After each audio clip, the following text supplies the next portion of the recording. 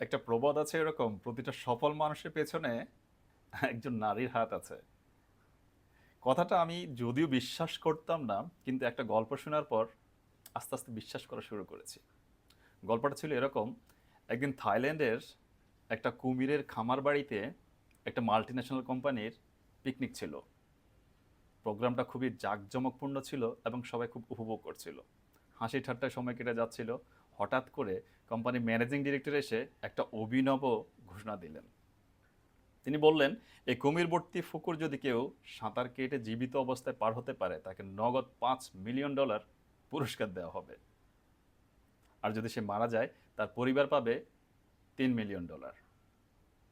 ঘোষণাটা অনেকটা রসিকতা মনে হলেও চারদিকে স্তব্ধটা কাজ করছিল। সবাই খুব চুপচাপ।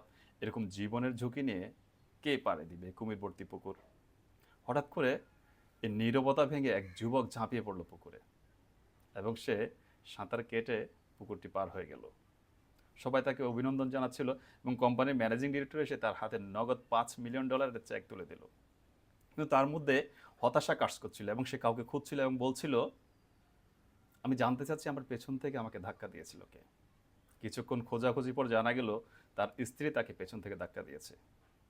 তখন থেকে এই প্রবাদটির উৎপত্তি হয়, প্রত্যেক সফল পুরুষের পেছনে কোনো নারীর হাত আছে। সবাই ভালো থাকবেন। খোদা হাফেজ।